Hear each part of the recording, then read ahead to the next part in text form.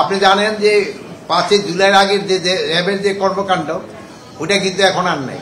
এখন কিন্তু এদের কর্মকাণ্ড সবাই কিন্তু র্যাবের কর্মকাণ্ড প্রশংসা করে। র্যাবের বিভিন্ন কর্মকাণ্ড নিয়ে তারা আলোচনা করে এবং জানেন যে আমাদের সামনে আছে আমাদের দুর্গাপূজা, তারপরে আমাদের জাতীয় ইলেকশন, তারপরে আপনি জানেন যে ইউনিভার্সিটিগুলিতে ইলেকশন হচ্ছে।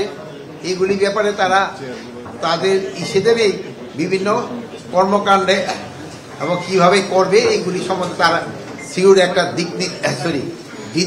সিওদের একটা দিক নির্দেশনা দেয়। তো ওই একটা দিক নির্দেশনা অনুষ্ঠানে আমি আসছিলাম, আমি এদের সাথে কিছু কথাবার্তা হলো এইটাই। তা আপনি জানেন যে 5 জুলাইয়ের আগের যে র্যাবের যে কর্মকাণ্ড ওটা কিন্তু এখন আর নাই।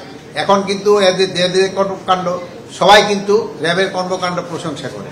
এরা খুবই ভালোভাবে এখন তারা কাজ করে যাচ্ছে। তাদের পারফরমেন্স কিন্তু অনেক ভালো, মাদক উদ্ধারের ক্ষেত্রে, মাদক দ্রব্যের ক্ষেত্রে, তারপরে তোমার হাতিয়ারের উদ্ধারের ক্ষেত্রে এবং অন্যান্য এই দুষ্কৃতিকারীদের তাদের যে বিভিন্ন অভিযানগুলি, এটা কিন্তু খুবই প্রশংসার দাবিদার।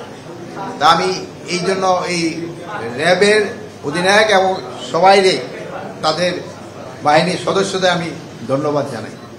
না, এটা কোনো ধরনের সাংঘর্ষিক না, রাষ্ট্রের প্রয়োজনে এগুলি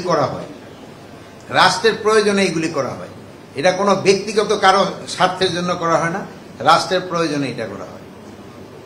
আর এটা অনেক আগে হইতো, সবসময় হয়েছে, ভবিষ্যতে হয়তো হবে। এখন হলো কি, আপনি ধরেন 33,000-এর উপরে পূজা মণ্ডপ আছে। এখানে ছোটখাটো 2-1টা ঘটনা যেটা বললেন যে ইস্যু হয়ে যেতে পারে। আমিও গতকালকে একটা মণ্ডপ পরিদর্শন করে আসছি, আপনারাও হয়তো কেউ ছিলেন কিনা আমি জানি না। অনেক সময় দেখেন আপনাদের ভিতরে থেকে কিন্তু আপনারা কেউ মাইন্ড করেন না, একজনে কিন্তু জুতা নিয়ে উঠে গেছে মণ্ডপে। এই জন্য আমি কিন্তু ওই কথাটা আমার বলতে হচ্ছে যে এইটা আপনাদের একটুখানি কেয়ারফুল হইতে হবে। যদিও উনি কিন্তু ইন্টারন্যাশনালি উঠে নেই, উনি ভুলবশত হয়ে গেছে বা ওই চাপের ঠেলায় হয়ে গেছে। এরকম ছোটখাটো 2-1টা ঘটনা ঘটে যায়, এগুলি কিন্তু মেজর ঘটনা না।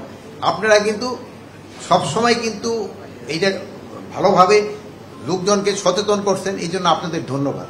যেন এইসব যেন ঘটনা না ঘটে, এই জন্য আপনারা যদি কোনো আর্লি ইনফরমেশন থাকবেন আপনার বাহিনীগুলির দিলে কিন্তু সবচেয়ে ভালো। আপনারা কিন্তু গত এই পূজাটা শান্তিপূর্ণভাবে এবং উৎসবমুখর হওয়ার জন্য কিন্তু আপনাদের একটা সবচেয়ে বড় দান, আপনাদের একটা কিন্তু বড় কন্ট্রিবিউশন হয়ে গেছে। আমি আশা করব এবার আপনারা এটা করে যাবেন। এই অনেক সময় আছে দেখবেন যে ওই গতকালকে দেখছেন যে ওই যে ইসের সম্বন্ধে, এই যে স্পেশালি আমাকে পার্শ্ববর্তী দেশ বিভিন্ন ভুয়া দেয়, আপনারা তাদের মুখ থেকে আপনি গতকালকে আপনারা হয়তো শুনছেন, সবাই হয়তো শোনার কথা, যে এই যে কি বলে পঞ্চগড়ের এলাকায় তো বুঝি কান্তাদি সব কটা ভুয়া মিশে, কোনোটা সত্যি না। ওরা নিজেরাই ইন্সপেকশন করে আছে কমিটি, দেখা গেল সব মিথ্যা সংবাদ। এই জন্য আপনাদের অনুরোধ করবো, আপনাদের এই যে মিথ্যা সংবাদ পার্শ্ববর্তী দেশগুলি থেকে দেয়, এটা আপনাদের কাউন্টার করতে হবে। যেহেতু আপনাকে দেশের সাথে এটা আপনাদের কাউন্টার করতে হবে।